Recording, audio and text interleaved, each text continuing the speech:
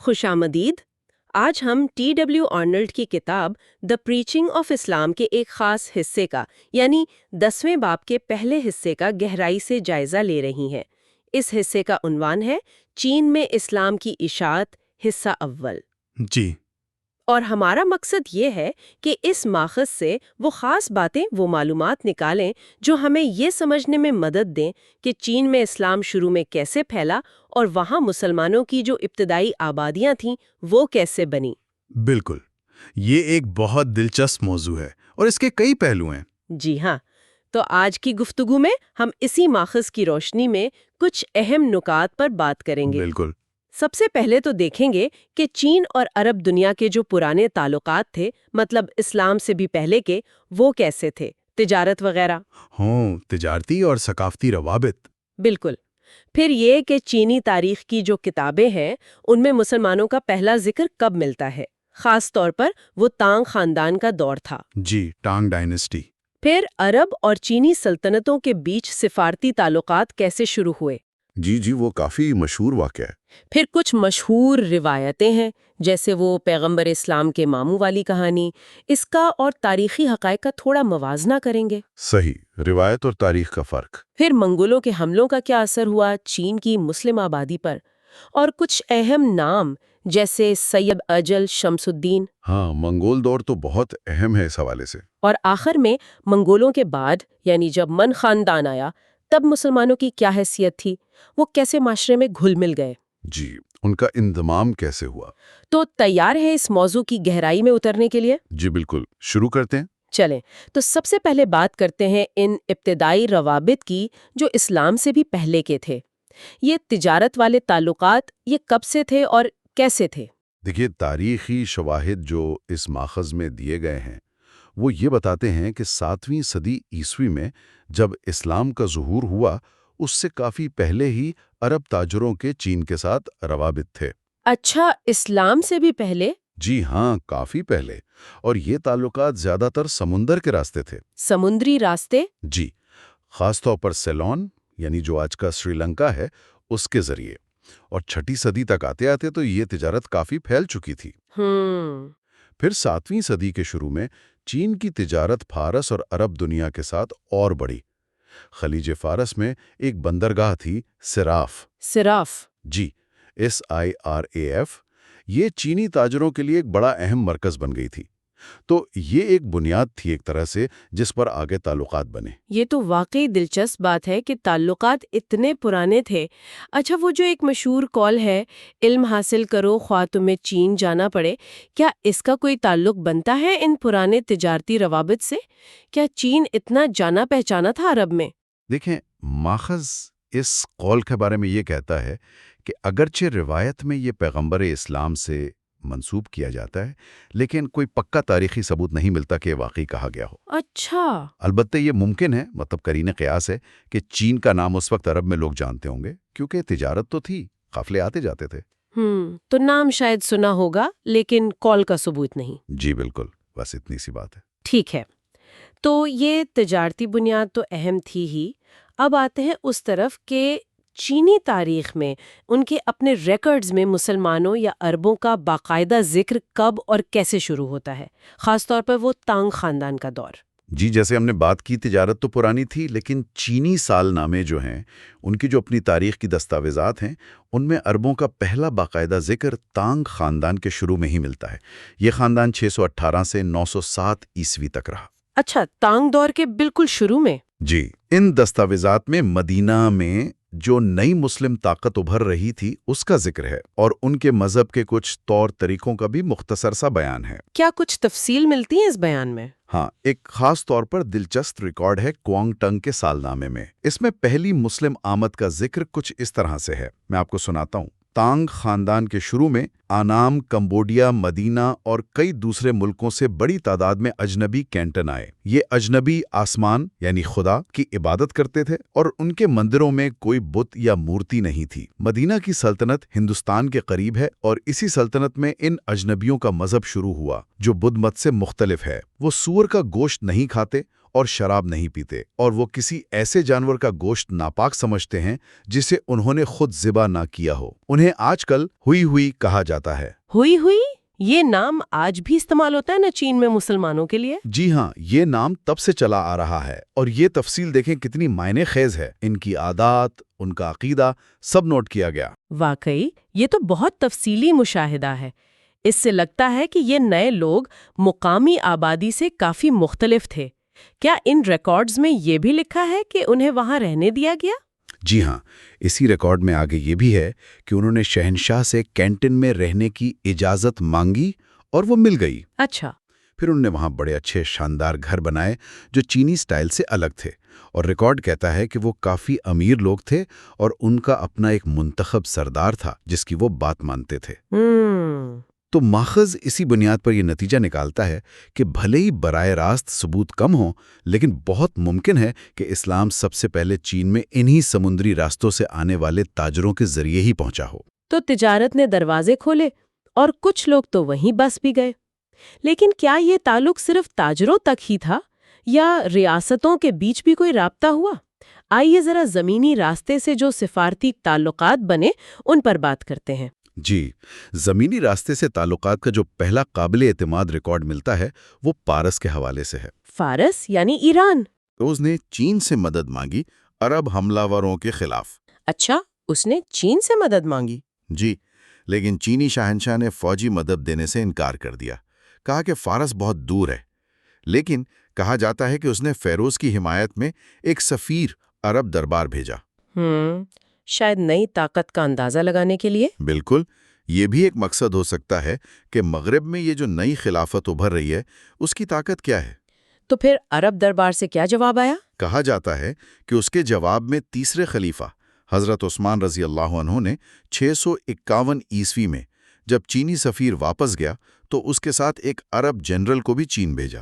اچھا، 651 عیسوی میں؟ یہ تو کافی اہم بات ہے۔ جی، اور ماخذ کہتا ہے کہ اس پہلے باضابطہ مسلم ایلچی کا چینی شہنشاہ نے بڑے اعزاز سے استقبال کیا۔ یہ ایک اہم سفارتی پہلا قدم تھا۔ تو یہ پہلا سرکاری رابطہ تو ٹھیک رہا۔ کیا اس کے بعد بھی دونوں بڑی سلطنتوں یعنی خلافت اور چینی امپائر کے درمیان سفارتی رابطے ہوئے؟ جی ہاں، یہ سلسلہ رکا نہیں۔ اموی خلیفہ تھے ولید اول، ان کا دور تھا 705 سے 715 تک۔ ان کے زمانے میں ایک بہت مشہور عرب جنرل تھے قتیبہ بن مسلم۔ قتیبہ بن مسلم، ہاں، ان کا نام سنا ہے۔ جی، وہ خراسان کے گورنر تھے۔ انہوں نے وسطی ایشیا میں فتوحات کی، بخارا، سمرقند فتح کرتے ہوئے وہ چینی سلطنت کی مغربی سرحدوں تک پہنچ گئے۔ اچھا۔ تو ماخذ بتاتا ہے کہ 713 عیسوی میں قتیبہ نے چینی شہنشاہ کے دربار میں اپنے ایلچی بھیجے۔ عرب ذرائع کہتے ہیں کہ انہیں بڑے قیمتی تحفے دے کر واپس بھیجا گیا۔ پھر کچھ سال بعد 726 عیسوی میں چینی سالناموں میں ایک اور سفیر کا ذکر ہے، سلیمان نامی۔ وہ اموی خلیفہ ہشام کی طرف سے شہنشاہ شوانزونگ کے دربار میں آئے تھے۔ تو سفارتی آمد و رفت جاری رہی، لیکن پھر ایک وقت آیا جب معاملہ سفارتکاری سے بڑھ کر فوجی مدد تک جا پہنچا، اور وہ بھی چین کے شہنشاہ کی درخواست پر۔ یہ کیسے ہوا؟ یہ تو بڑی غیر معمولی بات لگتی ہے۔ جی، یہ واقعہ 8ویں صدی کے وسط کا ہے۔ شہنشاہ وہی تھے شوانزونگ جن کے دربار میں پہلے سفیر آئے تھے۔ ان کے دور حکومت کے آخر میں ایک فوجی بغاوت ہوئی۔ ایک جنرل تھے آن لوشان، انہوں نے تخت پر قبضے کی کوشش کی۔ اچھا، بغاوت ہو گئی؟ جی، اور شہنشاہ کو دارالحکومت چھوڑنا پڑا۔ انہوں نے اپنے بیٹے سونزونگ کے حق میں دستبرداری اختیار کر لی۔ اب نئے شہنشاہ سونزونگ نے 756 عیسوی میں مدد مانگی عباسی خلیفہ المنصور سے۔ عباسی خلیفہ سے؟ جی، اس وقت تک عباسی خلافت قائم ہو چکی تھی۔ تو المنصور نے جواب میں تقریباً 4000 عرب فوجیوں کا ایک دستہ چین بھیجا۔ 4000، یہ تو کافی بڑی تعداد ہے۔ جی ہاں، اور ان فوجیوں کی مدد سے شاہی فوج نے باغیوں کو شکست دی اور اپنے 2 اہم شہر جو دارالحکومت بھی رہے تھے، سی نیگان فو یعنی آج کا شیان اور ہو نان فو یعنی آج کا لویانگ واپس لے لیے۔ اچھا، تو مشن کامیاب رہا۔ پھر کیا ہوا؟ کیا یہ فوجی واپس چلے گئے اپنے وطن؟ ماخذ کیا کہتا ہے ان کے بارے میں؟ یہی تو اصل دلچسپ بات ہے۔ ماخذ کے مطابق جنگ جب ختم ہوئی تو یہ عرب فوجی واپس نہیں گئے۔ واپس نہیں گئے؟ جی نہیں، بلکہ انہوں نے چین میں ہی شادیاں کیں اور وہیں بس گئے۔ وہیں بس گئے؟ اس کی کیا وجہ بتائی جاتی ہے؟ اس کی دو مختلف روایتیں ماخذ میں بیان کی گئی ہیں۔ ایک تو یہ کہ وہ وطن واپس گئے تھے، لیکن وہاں ان کو کچھ ناپسندیدگی کا سامنا کرنا پڑا، اس بات پر کہ وہ ایسے ملک سے آئے ہیں جہاں سور کا گوشت کھایا جاتا ہے، تو وہ واپس چین آ گئے۔ اچھا، یہ تو عجیب وجہ ہے۔ دوسری روایت جو ہے وہ شاید زیادہ ڈرامائی ہے۔ وہ یہ کہ جب وہ فوجی کینٹن کی بندرگاہ سے واپسی کے لیے تیار تھے تو کچھ مقامی لوگوں نے ان پر طنز کیا کہ تم لوگوں نے جنگ کے دوران ضرور مجبوراً سور کا گوشت کھایا ہوگا۔ ارے! اس تانے پر ان فوجیوں کو بہت غصہ آیا۔ انہوں نے سوچا کہ اگر یہاں یہ حال ہے تو وطن واپس جا کر بھی ایسے ہی تانے سننے پڑیں گے، تو انہوں نے واپس جانے سے انکار کر دیا۔ پھر کیا ہوا؟ جب کینٹن کے گورنر نے انہیں زبردستی بھیجنے کی کوشش کی تو انہوں نے وہاں جو پہلے سے عرب اور فارسی تاجر تھے ان کے ساتھ مل کر شہر کے امیر تاجروں کے گودام لوٹ لیے۔ ارے! گورنر کو بھاگ کر شہر کی دیوار پر پناہ لینی پڑی۔ وہ تبھی واپس آیا جب اس نے شہنشاہ سے ان فوجیوں کو چین میں ہی رہنے کی باقاعدہ اجازت لے لی۔ اچھا! اس کے بعد ان فوجیوں کو مختلف شہروں میں گھر اور زمینیں دی گئیں جہاں وہ آباد ہوئے اور انہوں نے مقامی چینی عورتوں سے شادیاں کی۔ ہے مطلب ایک تانا یا شاید ثقافتی حساسیت کا معاملہ تاریخ کا رخ بدل سکتا ہے۔ ان فوجیوں کا وہاں رہ جانا صرف ایک فوجی یا سیاسی فیصلہ نہیں تھا، اس میں گہرے ذاتی اور ثقافتی عوامل شامل تھے۔ جی بالکل، یہ دکھاتا ہے کہ کیسے انفرادی تجربات بھی بڑے پیمانے پر آبادیاتی تبدیلی لا سکتے ہیں۔ تو یہ تو ہوئے تاریخی واقعات جن کی کچھ نہ کچھ بنیاد ریکارڈز میں ملتی ہے، لیکن چین میں اسلام کی آمد کے بارے میں کچھ مشہور روایتیں بھی ہیں، ان پر بھی بات کرنی چاہیے، خاص طور پر وہ جو پیغمبر اسلام کے ماموں سے متعلق ہے، اس کی کیا حقیقت ہے ماخذ کی نظر میں؟ جی، یہ روایت چین کے مسلمانوں میں بہت ہی زیادہ مشہور ہے اور نسلوں سے چلی آ رہی ہے کہ ان کے ملک میں اسلام سب سے پہلے پیغمبر اسلام صلی اللہ علیہ وسلم کے ایک ماموں لائے تھے۔ بعض روایت میں نام وہب ابو کبشہ بھی آتا ہے، اور کینٹن شہر میں ایک مزار بھی ان سے منسوب ہے جس کی بہت زیادہ عزت کی جاتی ہے۔ لیکن کیا اس کی کوئی تاریخی بنیاد ہے؟ ماخذ اس بارے میں بہت واضح ہے کہ اس روایت کی کوئی مستند تاریخی بنیاد نہیں ملتی۔ یہ غالباً بعد کے دور میں بنائی گئی کہانی ہے۔ اچھا، تو یہ بعد میں بنی، کیوں؟ ماخذ کا خیال ہے کہ ایسی روایتیں اکثر ان مسلم کمیونٹیز میں جنم لیتی ہیں جو اسلام کے مرکز سے دور ہوتی ہیں۔ یہ شاید ایک فطری خواہش ہوتی ہے کہ وہ اپنے علاقے میں اسلام کی تاریخ کو براہ راست اسلام کے بالکل ابتدائی زمانے اور بڑی شخصیات سے جوڑ سکیں، بھلے اس کے لیے ٹھوس ثبوت نہ بھی ہوں۔ تو یہ ضروری ہے کہ ہم لوک روایت اور تاریخی ثبوت میں فرق رکھیں۔ روایت کی اپنی جگہ اہمیت ہو سکتی ہے، لیکن تاریخ کو تو شواہد کی بنیاد پر ہی دیکھنا چاہیے۔ بالکل صحیح۔ اب واپس آتے ہیں تانگ خاندان کے دور پر۔ کیا اس زمانے میں چین میں مسلمانوں کی، خاص طور پر تاجروں کی موجودگی کے مزید ٹھوس تاریخی ثبوت ملتے ہیں، ان ریکارڈز کے علاوہ جن کا ہم نے ذکر کیا؟ جی بالکل ملتے ہیں۔ ماخذ ایک چینی تاریخدان کا حوالہ دیتا ہے جو تانگ دور میں ہی لکھ رہا تھا، غالباً 713 سے 742 کے درمیان۔ وہ کیا لکھتا ہے؟ وہ لکھتا ہے کہ مغرب کے وحشی، یہ اس زمانے کی اصطلاح تھی غیر چینیوں کے لیے، کم از کم 1000 لیگ اور 100 سے زائد سلطنتوں کی دوری سے سیلاب کی طرح درمیانی سلطنت یعنی چین میں آئے۔ وہ اپنی مقدس کتابیں بطور خراج لائے، جنہیں شاہی محل میں ایک خاص ہال میں جو مقدس کتابوں کے ترجمے کے لیے مخصوص تھا وصول کیا گیا اور رکھا گیا۔ اس دور سے ان مختلف ممالک کے مذہبی عقائد اس طرح تانگ سلطنت میں پھیلے اور کھلے عام رائج ہوئے۔ یہ تو بہت اہم حوالہ ہے۔ اس سے لگتا ہے کہ صرف تاجر ہی نہیں بلکہ ان کے مذہبی عقائد اور کتابیں بھی آ رہی تھیں۔ جی ہاں، اس کے علاوہ ایک عرب جغرافیہ دان ہے سلیمان تاجر، جو تقریباً 851 عیسوی میں لکھ رہے ہیں۔ وہ چین میں عرب اور فارسی تاجروں کی بستیوں کا ذکر کرتے ہیں اور ان مساجد کا بھی جو انہیں اپنی عبادت کے لیے بنانے کی اجازت تھی۔ اچھا، مسجدیں بھی بن گئی تھی تب تک؟ جی، لیکن وہ یہ بھی لکھتے ہیں کہ انہیں کسی چینی کے اسلام قبول کرنے کا علم نہیں تھا۔ مگر ماخذ یہاں یہ کہتا ہے کہ چونکہ وہ ہندوستان کے بارے میں بھی یہی بات لکھتے ہیں جہاں اسلام یقیناً پھیل رہا تھا، تو ہو سکتا ہے کہ وہ دونوں جگہوں کے بارے میں پوری طرح باخبر نہ ہو یا ان کی رسائی صرف ساحلی تاجروں تک ہو۔ ٹھیک ہے، تو ان تمام شواہد کی روشنی میں کیا ہم یہ کہہ سکتے ہیں کہ اس ابتدائی تانگ دور میں مسلمانوں کی طرف سے کوئی باقاعدہ منظم تبلیغی کوشش بھی ہو رہی تھی؟ دیکھیں، ماخذ کے مطابق اس ابتدائی دور میں یعنی تانگ خاندان کے زمانے میں مسلمانوں کی طرف سے کسی منظم یا بڑی سطح کی تبلیغی سرگرمی کا کوئی واضح ثبوت نہیں ملتا۔ اچھا، ان کی موجودگی زیادہ تر تجارتی تھی یا سفارتی یا پھر وہ جو فوجی آ کر بس گئے تھے۔ ان شروع کی مسلم کمیونٹیز کے بارے میں ہماری معلومات سچ پوچھیں تو کافی محدود ہیں، یہاں تک کہ 13ویں صدی آ جاتی ہے اور منگول فتوحات کا ایک نیا اور بہت ہی اہم دور شروع ہوتا ہے۔ منگول فتوحات، یہ تو تاریخ کا ایک بہت بڑا واقعہ تھا۔ انہوں نے یقیناً چین پر بھی بہت گہرے اثرات ڈالے۔ چین میں جو پہلے سے مسلمان تھے اور جو نئے آئے، ان پر ان فتوحات کا کیا اثر ہوا؟ جی، 13ویں صدی میں چنگیز خان اور پھر اس کے جانشینوں نے جو فتوحات کیں، انہوں نے صورتحال کو بالکل بدل کر رکھ دیا۔ کیسے؟ ان فتوحات کے نتیجے میں وسطی ایشیا، فارس، مشرق وسطیٰ، ان علاقوں سے مسلمانوں کی ایک بہت بڑی تعداد چین آئی۔ ان میں عرب بھی تھے، فارسی بھی، ترک بھی اور دوسری قومیتوں کے لوگ بھی۔ یہ سب کیوں آئے؟ کچھ تاجر تھے، کچھ کاریگر، کچھ سپاہی، کچھ کو انتظامی کاموں کے لیے بلایا گیا اور بہت سے جنگی قیدی بنا کر بھی لائے گئے۔ اچھا، تو مختلف وجوہات تھیں۔ جی، اور ان میں سے ایک بڑی تعداد نے پھر چین میں ہی مستقل رہائش اختیار کر لی۔ وہیں رہ گئے؟ جی، اور وقت کے ساتھ ساتھ یہ لوگ ایک گنجان آباد اور پھلتی پھولتی کمیونٹی بن گئے، اور چونکہ انہوں نے مقامی چینی عورتوں سے شادیاں کیں تو آہستہ آہستہ ان کی جو اپنی اصلی نسلی پہچان تھی وہ کچھ مدم بڑھتی گئی اور وہ چینی معاشرے کا حصہ بنتے گئے۔ تو یہ چین میں مسلم آبادی کی تشکیل کا ایک نیا اور بڑا مرحلہ تھا؟ بالکل، یہ ایک بڑی تبدیلی تھی۔ کیا ان نئے آنے والے مسلمانوں کو منگول حکمرانوں کے دور میں کوئی خاص موقع ملا؟ کیا وہ حکومت میں شامل ہوئے؟ جی ہاں، یہ منگول دور کی ایک بہت اہم بات ہے۔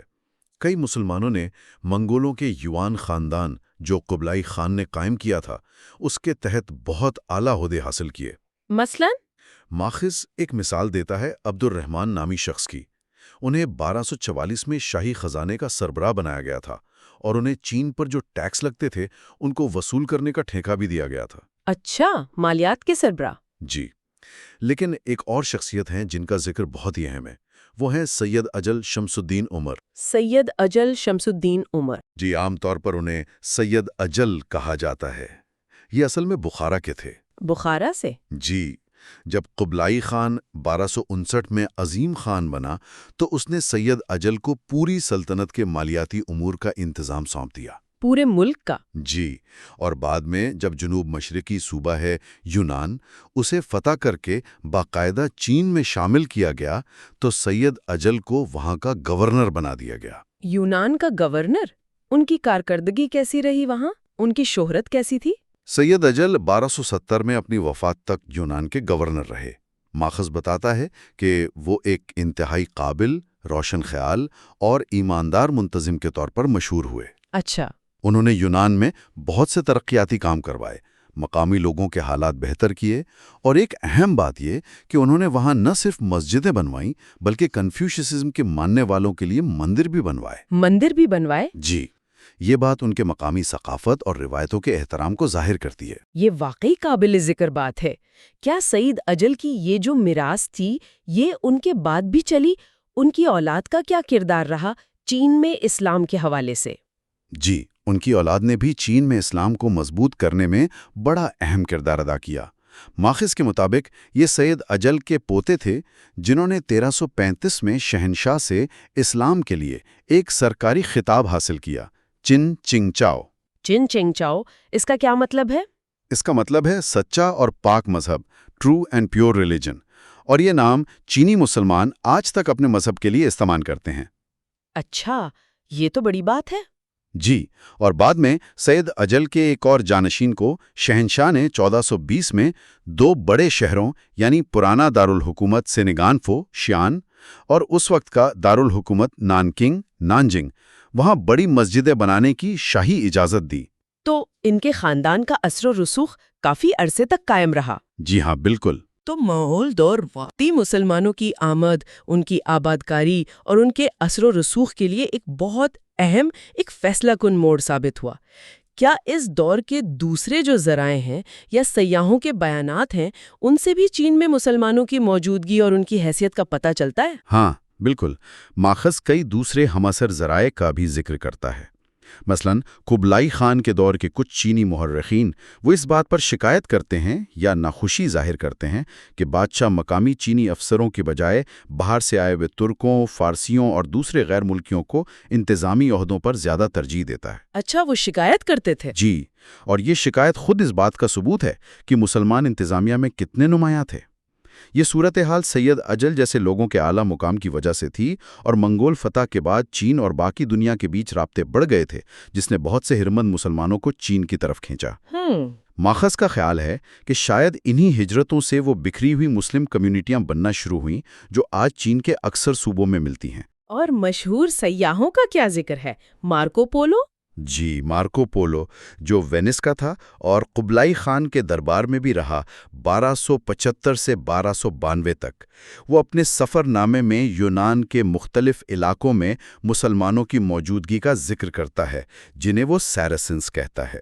اچھا، بلکہ 14ویں صدی کے شروع میں ایک اور مورخ کے مطابق یونان کا ایک اہم شہر تھا تالیفو، جو آج کل دالی کہلاتا ہے، اس کے سارے باشندے مسلمان تھے۔ سارے باشندے؟ جی، اس مورخ کے مطابق۔ اور ابن بطوطہ وہ بھی تو چین گئے تھے؟ جی ہاں، مشہور مسلمان سیاح ابن بطوطہ، انہوں نے 14ویں صدی کے وسط میں چین کے کئی ساحلی شہروں کا دورہ کیا۔ وہ اپنے سفر نامے میں لکھتے ہیں کہ انہیں ہر شہر میں اپنے ہم مذہب لوگوں کی طرف سے بڑا گرم جوش استقبال ملا۔ اچھا، وہ بتاتے ہیں کہ چین کے ہر شہر میں مسلمانوں کا ایک الگ محلہ ہے جہاں وہ اکٹھے رہتے ہیں، اور ان کی اپنی مسجدیں ہیں، اور چینی حکام اور لوگ ان کی عزت اور احترام کرتے ہیں۔ عزت بھی کرتے ہیں۔ یہ صورتحال منگولوں کا جو یوان خاندان تھا اس کے زوال کے بعد کیسے بدلی؟ جب چین میں دوبارہ مقامی منگ خاندان کی حکومت آئی تب مسلمانوں کی حیثیت میں کیا فرق آیا؟ جیسا ابن بطوطہ کے بیان سے ظاہر ہے، منگول دور کے آخر تک مسلمان ایک الگ، اگرچہ قابل احترام، غیر ملکی کمیونٹی سمجھے جاتے تھے۔ لیکن 14ویں صدی کے آخر میں، یعنی 1368 میں، جب منگول یوان خاندان ختم ہوا اور مقامی منگ خاندان آیا، تو انہوں نے ایک نسبتاً تنہائی پسند پالیسی اپنائی۔ تنہائی پسند پالیسی مطلب یہ کہ انہوں نے بیرونی دنیا سے رابطے بہت کم کر دیے، آئسولیشنسٹ پالیسی جا کے بولے۔ اس کا نتیجہ یہ نکلا کہ چین میں جو مسلمان آباد تھے ان کا بیرونی اسلامی دنیا سے رابطہ تقریباً ختم ہو گیا۔ انہیں باہر سے کوئی نئی کمک، کوئی نئے خیالات، کوئی نئے لوگ نہیں ملے۔ تو وہ باقی مسلم دنیا سے کٹ گئے؟ جی، بڑی حد تک۔ اور اس کا اثر یہ ہوا کہ چین کے مسلمان، خاص طور پر جو اندرونی علاقوں میں تھے، وہ آہستہ آہستہ مقامی چینی آبادی میں اور زیادہ گہرائی سے جذب ہونے لگے۔ کیسے؟ وہی عمل جو پہلے سے چل رہا تھا وہ تیز ہو گیا۔ چینی عورتوں سے شادیاں، چینی رسم و رواج اپنانا، چینی ثقافت کو اپنانا۔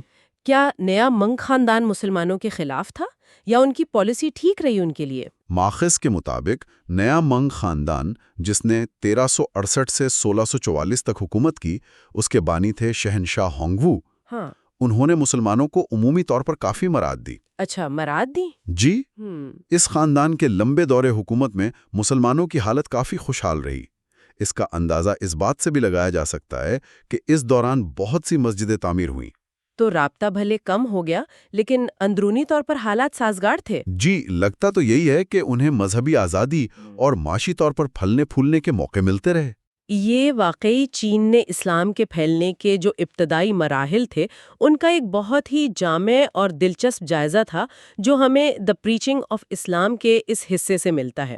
تو آج ہم نے چین میں اسلام کی اشاعت حصہ اول کی روشنی میں چین میں اسلام کی آمد اور اس کی شروع کی نشو و نما کے سفر کو سمجھنے کی کوشش کی۔ ہم نے دیکھا کہ کیسے بہت پرانے تجارتی رابطوں نے ایک طرح سے زمین تیار کی۔ جی، پھر تانگ خاندان کے دور میں پہلے باقاعدہ ریکارڈ سامنے آئے، سفارتی مشن آئے، پھر وہ عرب فوجیوں کی آمد اور ان کا وہیں بس جانے والا غیر معمولی واقعہ ہوا۔ بالکل۔ اور ہم نے یہ بھی دیکھا کہ کچھ مشہور روایتیں جیسے پیغمبر اسلام کے ماموں کی آمد والی، ان کی تاریخی حیثیت کیا ہے؟ ہاں، روایت اور تاریخ کا فرق سمجھنا ضروری ہے۔ پھر ہم نے جانا کہ 13ویں صدی کی منگول فتوحات کیسے ایک بڑی تبدیلی لائیں، مسلمانوں کی ایک بڑی تعداد چین آئی، ان کا اثر و رسوخ بڑھا اور سعید اجل جیسی اہم شخصیات سامنے آئی۔ اور آخر میں ہم نے منگ خاندان کے دور کو دیکھا، جب بیرونی دنیا سے رابطہ کم ہونے پر مسلمان مقامی معاشرے میں مزید گہرائی سے ضم ہوئے، لیکن انہیں پھر بھی کافی حد تک سازگار ماحول ملا۔ جی ہاں، یہ تمام کڑیاں مل کر چین میں مسلم کمیونٹیز کی صدیوں پر پھیلی ہوئی تشکیل، ان کے ارتقاء اور ان کے انضمام کی ایک بہت پیچیدہ، کثیر الجہتی کہانی بناتی ہیں۔ بالکل۔ اور یہاں ایک آخری سوچ جو ذہن میں آتی ہے، جس کی طرف ماخذ بھی اشارہ کرتا ہے، وہ یہ ہے کہ منگ خاندان نے جو یہ تنہائی کی پالیسی اپنائی، جس نے چینی مسلمانوں کو باقی اسلامی دنیا سے ایک طرح سے کاٹ دیا، اس چیز نے ان کی اپنی جو منفرد ثقافتی اور مذہبی شناخت بنی، اس کو کیسے متاثر کیا ہوگا؟ یہ ایک دلچسپ سوال ہے۔ یعنی ان کی یہ شناخت اسلامی دنیا کے دوسرے حصوں کی مسلم کمیونٹیز کے مقابلے میں کتنی الگ یا کتنی ملتی جلتی رہی ہوگی؟ یہ ایک ایسا سوال ہے جو چین میں اسلام کی آگے کی تاریخ کو سمجھنے کے لیے بہت اہم ہے۔ یہ واقعی ایک اہم نقطہ ہے جو مزید سوچ بچار کی دعوت دیتا ہے۔ اس گہری اور معلوماتی گفتگو کے لیے آپ کا بہت شکریہ۔ بہت شکریہ۔ اگلی بار ایک اور دلچسپ موضوع کے ساتھ حاضر ہوں گے۔